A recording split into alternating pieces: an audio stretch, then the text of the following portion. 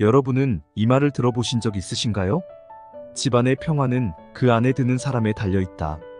이 말은 가정의 행복과 조화가 가정에 들어오는 사람들에 의해 좌우된다는 의미입니다. 오늘은 가정에 들어오는 사람으로 인해 집안의 평화가 어떻게 달라지는지 뼈저리게 느낀 최씨 할머니의 이야기를 들려드리겠습니다. 저는 20살 무렵 만난 남편과 결혼을 하였습니다. 전 남편 복이 있었던 덕분에 자식 복도 있었습니다. 젊어서부터 늘 성실하게 일에 자수성가한 남편과 서글서글한 성격으로 집안의 힘이 되어주고 때로는 딸처럼 애교도 부리며 사랑을 항상 표현해주는 외아들과 함께 행복한 일상을 보내고 있었습니다. 남편과 아들을 의지하며 지내던 저에게 늘 행복한 일상만 있을 줄 알았는데 그 행복한 일상이 무너지는 것은 한순간이었습니다. 사랑하던 남편이 지병으로 먼저 세상을 떠나 세상엔 저와 아들 둘만 남게 된 것입니다. 남편은 먼저 갈 걸 알았는지 남은 가족 편히 살라고 제 앞으로 현금과 주식, 부동산 등 재산을 만들어 준비해둔 상태였죠. 그 덕에 혼자 몸으로 힘들게 일하지 않고도 하나밖에 없는 아들을 잘 키웠습니다. 일찍 사별한 박복한 팔자라는 생각이 전혀 들지 않았지만 남편의 빈자리는 늘 그리움으로 가득했습니다. 그래도 아버지의 빈자리를 채워주려는 듯 아들은 늘 살갑게 대해주고 사랑을 표현하려는 모습을 보며 힘든 시간을 이겨냈습니다. 그렇게 아들도 성장을 하고 좋은 직장에 들어가 자신의 삶을 열심히 살아가고 있었기에 행복한 일상을 보내며 지내왔습니다. 하지만 아들이 결혼할 사람을 데리고 오면서부터 제 말년은 속이 말이 아니게 되었습니다. 아들은 행여나 자신이 결혼을 하면 엄마 혼자 쓸쓸해 아버지의 빈자리가 더 크게 느껴질까봐 그런지 연애를 하지 않았습니다. 아들 만나는 여자는 없니? 라고 물으면 엄마, 공부하느라 바쁜데 무슨 여자예요? 회사 들어가면 그때 만나볼게요. 라고 나중에 만나겠다고 말만 하였습니다. 그렇게 30대가 되어 어느 정도 회사에서 자리를 잡았을 무렵 아들이 연애를 시작했다며 이야기를 해주었습니다. 아들의 연애 소식만으로도 얼마나 좋던지요. 회사, 거래처 여직원이 먼저 마음을 표현하고 다가와 주었고 그 모습이 좋아 만나게 되었다고 말하였습니다. 그렇게 연애를 시작한 지 얼마 되지 않아 아들이 여자친구가 임신을 했다고 말을 하더군요. 처음에는 당황했지만 워낙 요즘은 혼전 임신이 흠이 아니기도 하고 나이도 이미 결혼할 나이이기에 귀한 선물이 일찍 찾아온 것뿐이라고 축하의 말을 전한 후 식사 자리를 마련해 며느리가 될 그 아이를 처음 보게 되었습니다. 처음 만난 며느리는 첫인상부터 똑부러진 말투로 싹싹하지 않더라도 예의 있게 행동하는 아이였습니다.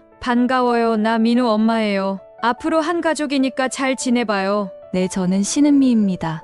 잘 부탁드려요, 어머니. 말 편히 해주세요. 그래, 그럼 그렇게 할까? 지금 몇 주째가 된 거니? 이제 5주쯤 됐어요. 아이고, 5주는 좀 힘들겠다. 입덧도 슬슬 시작했을 텐데. 민호 너가 잘 챙겨줘라.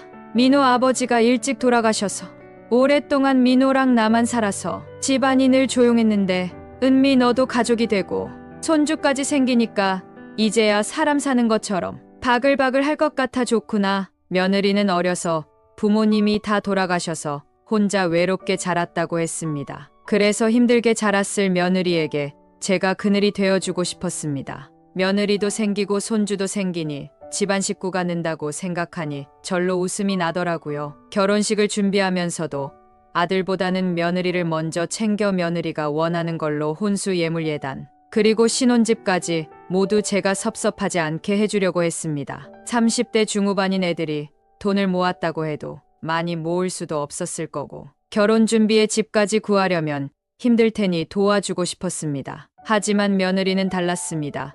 도움을 주려고 해도 한사코 거절을 하였고 손 벌리지 않고 하고 싶다고 하였습니다. 한편으로 챙겨주고 싶은 마음을 몰라주는 것 같아 섭섭하기도 했지만 스스로 하려는 모습이 기특하다는 생각이 더 컸습니다. 어머님, 감사하지만 결혼은 저희 둘이서 준비할게요. 그래, 너의 마음이 그게 편하다면 그렇게 하거라. 나중에 내 도움이 필요하면 꼭 말하거라. 그래도 둘이 모은 돈으로는 집 구하기 어려울 테니 내가 집은 사주마. 어머님, 죄송해서 그렇게 큰 돈을 어떻게 그냥 받아요. 그럼 내가 일단 내 명의로 사놓고 나중에 아이 태어나면 그때 공동 명의로 돌려줄게. 그때는 받아줄 수 있지 않겠니? 그럼 어머님, 민호 씨랑 저랑 일하면서 모은 돈 조금씩 보태겠습니다.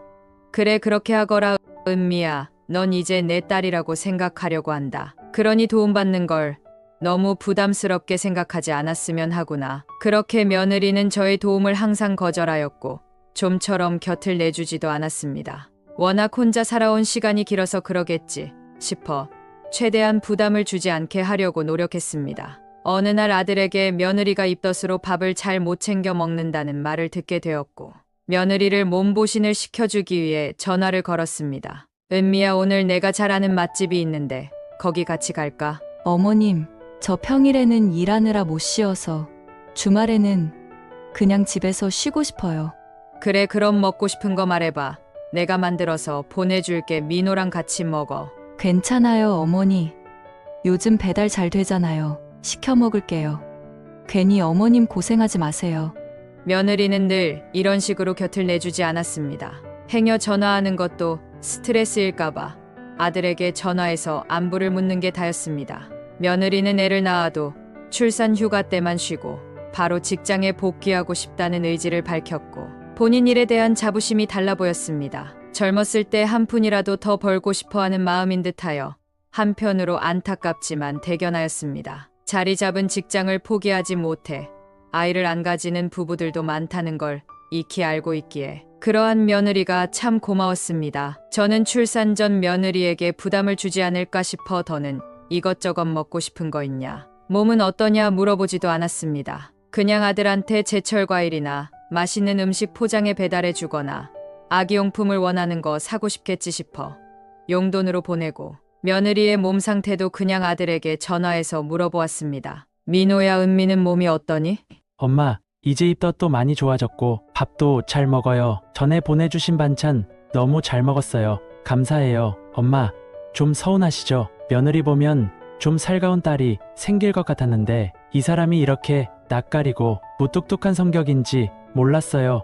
죄송해요. 뭐가 서운하니? 홀몸도 아닌데 알아서 한다는 게 오히려 대견하지. 신혼이라 아내에게 푹 빠져있는 아들이 보기에도 임신하고 시어머니한테 제대로 얼굴도 안 비치는 며느리의 모습 때문에 눈치가 보였나 봅니다. 그래도 나를 성가시게 하는 것도 아니고 본인 일 알아서 하겠다고 하는데 제가 무슨 할 말 있겠어요. 서운해도 어쩔 수 없지 하고 넘겼습니다.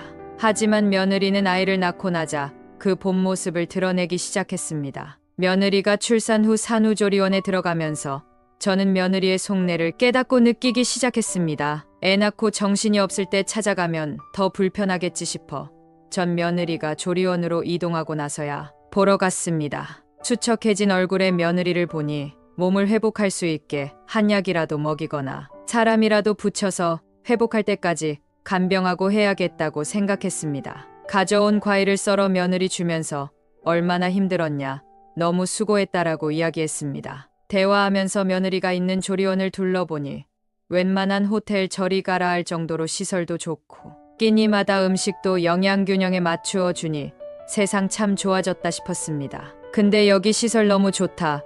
여기 1인실인데 방도 엄청 넓네. 여기 특실이어서 그래요. 다른 방은 여기만큼 넓지 않아요. 특실이면 3주간 있으려면 돈이 꽤 만만치 않을 텐데. 어머님이 내주신다고 하셨잖아요. 왜 모르는 것처럼 이야기하세요? 내가 그랬다고? 무슨 소리를 하는 거니?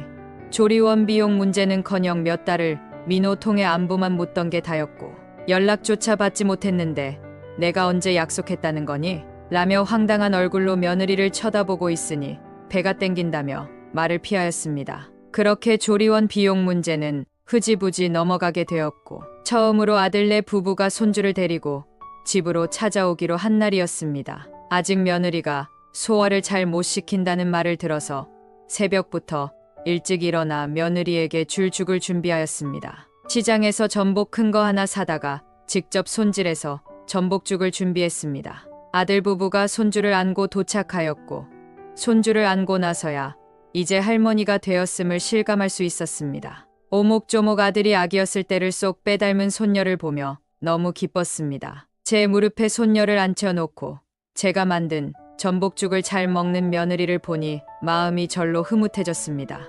전복죽을 다 먹은 며느리는 가방에서 준비해온 듯한 종이 뭉치를 내놓으면서 말했습니다. 어머니, 이것 좀 봐주세요. 이게 뭐니? 임신 비용 청구서예요. 며느리가 건넨 종이 뭉치를 보니 충격이었습니다. 임신 후 들어갔던 생활비며 조리원 비용 그리고 출산위험 수당, 임신 후 회사 일을 쉬면서 경쟁에 밀린 위로 비용, 아이를 키우면서 들시터 비용, 어린이집, 초중고, 대학, 입학금 등 임신부터 아이 성장에 필요한 항목들을 돈으로 다 계산하여 세세하게 적어두었습니다. 며느리의 계산법으로 계산된 금액은 총 10억이었습니다. 태연하게 앉아있는 며느리를 보며 옆에 있던 아들에게 물었습니다. 민호야, 너 이거 알고 있었니? 지금 은미가 하는 말 너도 동의한 거야? 아니에요. 엄마, 저도 정말 몰랐어요. 지금 처음 듣는 거예요. 민호가 며느리를 향해 소리쳤습니다. 지금 당신 뭐 하는 거야? 왜 엄마가 이 돈을 줘야 하는데? 요즘은 며느리들 다 애 낳고 시댁에서 수고했다고 돈 주는데 왜 나는 못 받아? 그건 말 그대로 수고했다고. 받는 용돈 정도지 무슨 10억을 얘기하는 건데. 우리가 애 낳은 건데 그 돈을 왜 달라고 하는 거야? 모르는 소리 하지 마. 나도 다 계산한 거니까. 내가 받던 연봉을 시간별로 계산해서 적용한 거야. 임신 안 했으면 연봉도 올랐을 거고. 앞으로 물가 오를 것도 예상한 거라 터무니없는 금액 아니야. 눈 하나 깜빡하지 않고 아들과 저한테 틀린 말이 아닌데 왜 그러냐며 태연하게 앉아있는 며느리의 모습을 보니 기가 막혔습니다. 전 손주를 아들에게 넘기고 말했습니다. 그런 소리 할 거면 당장 내 집에서 나가라. 빚쟁이 마냥 돈을 요구하는 며느리는 보고 싶지도 않다. 어머님, 이제 와서 말을 바꾸시면 안 되죠? 필요하면 모두 말하라고 하셨잖아요. 뻔뻔하게 따져드는 며느리의 모습에 입을 다물지 못했습니다. 너 이러려고 혼전 임신한 거였니? 나한테 한몫 단단히 뜯어내고 싶어서? 어머님, 왜 이렇게 화를 내세요? 어머님이 약속하신 거잖아요. 너 임신했을 때부터 나랑 몇 번을 보고 몇 번을 통화했니? 손에 꼽는데 그때도 넌 날 성가시듯 대했고 그런 모습임에도 난 너한테 한 번도 싫은 소리 한 적도 없었는데 애 낳았으니 이제야 찾아와서는 종이 뭉치 내밀며 돈 주라는 말을 어떻게 이렇게 쉽게 하니? 더 이상 할 말 없으니 나가라. 손주도 안 보면 그만이다. 빨리 나가. 엄마, 이 사람이 몸이 힘들어서 헛소리를 했나 봐요. 조용히 해. 너도 네 안 사람이 이런 작당을 하고 있는데도 모자라챘다는 게 말이 되니? 긴 말 필요 없다. 당장 나가. 난 아쉬울 거 없으니. 제가 강하게 나가자 며느리는 날선 입술을 꾹 다물고 분한 듯이 앉아있기만 하지 반성하는 표정이 아니었습니다. 그러한 며느리에게 회심의 한 방을 날렸습니다. 너희들 집에서 짐도 다 빼거라. 그 말을 듣자마자 표독스러운 며느리의 얼굴이 새하얗게 질리는 게 아니겠어요. 아직 너희 신혼집 4명인 거 알고 있지? 어머니, 이거 말이 다르잖아요. 약속했잖아요. 그래, 너한테 약속은 했다만 너가 지금 이렇게 막무가내로 말을 하고 있는데 내가 주고 싶은 마음이 생기겠니? 민호랑 너가 보탠 돈은 10원 하나 안 빼먹고 그대로 돌려줄 테니까 더 이상 말하지도 말고 나가라. 그제서야 정신을 차린 건지 며느리가 후다닥 무릎을 꿇는 게 아니겠어요? 참나, 태세 전환이 어찌나 빠른던지. 그래도 시어머니가 손주랑 같이 사는 아파트에서 쫓아내지는 않을 거라 생각했던 며느리의 생각은 큰 오산이죠. 며느리는 싹싹 빌었습니다. 어머니 정말 죄송해요. 제가 잠깐 정신이 어떻게 됐나 봐요. 애 낳은 지도 얼마 안 돼서 몸도 마음도 너무 힘들어서 제가 순간 실수했어요. 어머니, 저 한 번만 용서해 주세요. 앞에서 손을 싹싹 빌며 울면서 말하는 며느리는 이마까지 아예 거실 바닥에 박아 용서를 구하였지만 이미 전 며느리를 용서할 마음이 1도 없었습니다. 그렇게 아들 손에 끌려가듯 그날 나간 며느리는 매일같이 퇴근하고는 손녀를 안고 집 앞에 찾아오고 전화를 걸어왔습니다. 그럴 때마다 받아주지도 문도 열어주지 않았습니다. 하루는 친구들과 모임 후 집으로 들어가려고 아파트 엘리베이터에서 내리니 며느리가 아이를 안고 또 서 있었습니다. 저를 보자마자 며느리는 어머니, 저 산부인과에서 산후우울증이래요. 그래서 우울증 때문에 돌발행동 한 거래요. 치료도 할 거고 다시는 어머니한테 헛소리 안 할게요. 제가 정말 잘못했어요. 병에 이기는 장사 없다고 그 소리를 들으니 아파서 그런 거고 치료한다면 한 번의 기회는 더 줄 수 있는 거 아닌가 하는 생각으로 마음이 흔들렸습니다. 며느리 품에 꼭 안겨있는 손주를 보니 안쓰러워 끝내 말했습니다. 일단 들어와라. 애 감기에 걸리면 어쩌려고 그러니? 넌 정신이 있는 거냐 없는 거냐? 애 엄마라는 애가 애를 챙겨야지. 네 생각만 하면 어떻게 하니? 저는 그날 며느리를 집안에 앉혀두고 약속을 하나 했습니다. 물론 종이에 글씨도 쓰고 지장도 받았습니다. 너한테 이제 기회는 딱 한 번 더 줄 거야. 하지만 나도 지금 너를 못 믿는 상태이니 이렇게 담보를 쥐고 있어야 마음이 편할 것 같고, 민호도 지금 너랑 갈라설 생각이 없어 보이니 너가 변해준다면 미우나 고우나 한 식구로 얼굴을 보고 살아야 하지 않겠니? 그때 약속했던 신혼집은 내가 다시 너를 믿을 수 있을 때 다시 결정하기로 하자꾸나. 대신 또다시 돈을 가지고 소란을 피운다거나 거짓말을 한다면 신혼집 할 때 보탰던 돈 포기하고 내가 처분하는 대로 하겠다고 약속하는 거다. 그 후 며느리는 언제나 먼저 연락을 해서 안부를 묻고 먼저 식사에 초대하거나 선물을 보내기도 하였지만 눈에 보이는 수작 같다 느꼈습니다. 그래도 노력하는 모습을 보고 천천히 나아지겠지 하며 좋게 생각하려 했고, 미워하면 할수록 끝도 없이 미워지기 때문에 마음을 바꿔보자고 다짐하기도 했습니다. 그렇게 자연스레 아들 부부와 왕래가 자주 되었고, 그 덕에 손주를 제가 봐주는 날도 늘어났습니다. 매일매일 쑥쑥 이쁘게 자라는 손주를 보는 게 큰 즐거움이었습니다. 그렇게 추운 계절이 지나고 봄바람이 부는 어느 날 며느리가 회사를 쉬고 산부인과로 우울증 약을 타러 간다며 손주를 저한테 맡기고 나갔습니다. 칭얼거리는 손주를 달래주기 위해 유모차를 태워 걷다 보니 며느리가 다닌다고 하던 산부인과 근처까지 가게 되었습니다. 며느리가 진료 보고 끝날 시간과 얼추 맞을 것 같아 며느리에게 전화를 걸었는데 며느리의 전화가 꺼져 있었습니다. 그래서 병원 접수 창구로 가서 직원에게 물었습니다. 혹시 신은미 환자 치료 끝났을까요? 치료 끝났으면 집에 같이 들어가려고요. 신은미 환자분은 몇 달 전 출산하시고 나서 병원에 오신 적 없는데요. 무슨 소리예요? 여기서 산후우울증 진단도 받고 계속 약 타먹고 있다고 했는데요. 오늘도 약 타러 다녀온다고 했어요. 그 얘기를 들은 직원은 차트를 찾아보더니 진단을 받으셨다 해도 저희 병원이 아니신가 봐요. 여기서는 진단 기록이 없습니다. 그 말을 듣는 순간 망치로 머리를 맞은 기분이 들었습니다. 분명 며느리가 진단서를 들고 찾아온 날 병원 이름을 제대로 보았기 때문에 더 기가 찼습니다. 내가 또 당했구나라는 생각이 들어 아들에게 바로 전화를 걸었습니다. 민호야, 퇴근하면 어디 들리지 말고 신혼집으로 바로 와라. 영문을 모르는 아들은 일단 알겠다고 하고 전화를 끊었습니다. 며느리가 주었던 진단서와 각서를 챙겨 신혼집으로 갔고 아들도 허겁지겁 퇴근하여 집으로 왔습니다. 엄마, 대체 무슨 일이에요? 저는 아들의 물음에 진단서를 건네며 물었습니다. 너 은미가 산후우울증이라고 한 거 거짓말인 거 알고 있었니? 무슨 소리예요? 여기 진단서 봐봐. 내가 병원에 가서 물었더니 산후우울증은커녕 출산하고 한 번도 산부인과에 간 적이 없다고 하는구나. 이 못된 게 우리 속이려고 위조해서 진단서를 가져온 거였어. 너네가 이 집 살 때 보탠 돈 줄 테니까 걔랑 이혼 안 할 거면 그 돈 받고 너희끼리 알아서 살아. 너희 둘이 계속 산다면 너도 나랑 끝이다. 엄마, 사실은 저도 할 말이 있어요. 은미가 엄마한테 출산 비용 달라고 난리친 지 얼마 안 지나서 엄마가 돈 안 주니 자기 앞으로 목돈을 만들어주던가 아니면 엄마한테 아파트 자기 명의로 돌려주라고 말해보라고 하더라고요. 아들도 이제야 속에 담아두고 있던 말을 내뱉었습니다. 애도 태어났고 좋게 좋게 넘기며 살려고 했는데 저도 이제 안 되겠어요. 이혼할 거예요. 그렇게 아들과 말을 끝낸 후 전화기가 꺼져 있어 연락을 못했던 며느리가 문을 열고 들어왔습니다. 저를 보더니 흠칫 놀란 며느리는 어머니 죄송해요. 제가 회사에 급한 일이 생겨서 갑자기 처리하느라 연락을 못 드렸어요. 그 말을 듣고 대꾸도 안 하고 며느리에게 챙겨간 진단서를 내밀었습니다. 진단서를 본 며느리는 불안한 기색이 가득이었죠. 병원 가서 확인했다. 산후우울증 진단받은 적 없다고 하던데 설명 좀 해보거라. 눈치만 보며 아무 말 안 하고 앉아있는 며느리에게 아들이 말했습니다. 당신은 어떻게 입만 열면 거짓말을 해? 더 이상 당신 같은 여자랑 살고 싶지 않아. 우리 이혼해. 며느리가 따져들려고 하는 것을 막고 제가 이야기했습니다. 이제 그만해.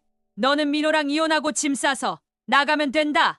더 이상 할 얘기 없다. 며느리는 울며 불며 소리쳤습니다. 어머님, 어쩜 이렇게 매정하세요? 저도 잘한 거 없지만 어머님도 약속 안 지키신 거잖아요. 며느리의 뻔뻔함에 혀를 내둘렀습니다. 이거 기억하지? 여기에 너가 거짓말을 하면 이 집 살 때 보탠 돈도 포기하겠다고 하지 않았니? 며느리는 더 이상 말을 하지 못했습니다. 네가 한 행동의 대가야. 민호야, 빨리 들어가서 짐 싸라. 제 말을 들은 아들은 방에 들어가 며느리의 짐을 싸기 시작했습니다. 며느리는 입에 거품을 물며 발악을 했지만 저와 아들은 단호했습니다. 이혼 소송이 시작되고 초반에는 이혼을 거부하더니 나중에는 변호사를 통해 소송을 하여 아파트에 대한 재산권을 주장했습니다. 하지만 그 객기가 오래가지 않았고 집으로 계속 전화가 와서 받지 않았더니 나중에는 모르는 번호로 전화가 왔습니다. 너 계속 이런 식으로 전화해서 힘들게 할 거니? 어머님 제발 끊지 마세요. 일단 제 말 좀 들어주세요. 부탁드릴게요. 어머니, 저 소송 안 할게요. 잘못했어요. 저 회사 숙직실에서 지내다가 이제 고시원에서 살고 있어요. 너무 힘들어요. 양육권도 그냥 포기하고 하라는 대로 할 테니까 제발 제가 보탠 돈만 돌려주세요. 얘기 끝난 거 아니니? 기세 좋게 맞소송하더니 왜 우는 소리 하는 거니? 너무 힘들어요. 평생 어머니께 잘못한 거 사죄하는 마음으로 살 테니까 제발 한 번만 저 불쌍히 여겨주세요. 그럼 평생 안 나타날게요. 다 쉬어서 죽어가는 목소리로 며느리는 빌고 또 빌었습니다. 정말 미웠지만 이렇게 계속 무시하면 정말 사람 하나 잡겠구나라는 생각이 들었습니다. 그제야 떠올랐습니다. 용서는 남을 위해서가 아니라 자신을 위해 하는 거라는 말이 생각났습니다. 한순간에 남편도 아이도 잃은 것만으로도 충분히 큰 대가를 치른 거라고 생각했습니다. 여전히 며느리가 밉지만 그날 전화를 끊고 아들과 함께 긴 대화를 나눴고 끝내 며느리가 신혼집에 보탠 돈 일부를 주기로 했습니다. 며느리는 넙죽 엎드려 그 제안을 받아들였고 그 대가로 아들은 손주의 단독 양육권을 가져오게 되었습니다. 물론 며느리는 아들에게 양육비를 내기로 했습니다. 정말 사람 하나 잘못 들여 말년에 큰 액땜을 했습니다. 그 후 저는 요즘 매일매일 자라는 손주의 재롱을 보는 낙으로 살고 있습니다. 이제 막 돌이 지난 손주가 처음 한 말은 바로 할미입니다. 이 맛에 힘든 것 다 잊고 아이를 키운다고 하죠. 앞으로 이 아이가 자라서 대학에 가고 직장도 얻고 결혼까지 하는 걸 보려고 계속 건강관리를 하고 있습니다. 사람 하나 잘못 들어와서 말년에 힘든 시간을 보냈지만 지금은 그 시간들을 이겨내고 행복한 일상을 되찾아 가고 있습니다. 제 이야기를 듣고 저처럼 힘든 시간을 보내고 계시는 분들이 있다면 좌절하지 마시고 그 안에서 배움을 얻어 한 발자국 더 성장하시길 바랍니다. 오늘 들려드린 최씨 할머니의 이야기가 어떠셨나요? 할머니의 말씀처럼 인생의 풍파가 찾아오더라도 견디고 이겨낸다면 그 안에서 성장하는 자신을 발견하실 수 있으실 겁니다. 오늘 이야기 들어주셔서 감사합니다. 좋아요, 구독은 영상 제작에 큰 힘이 됩니다.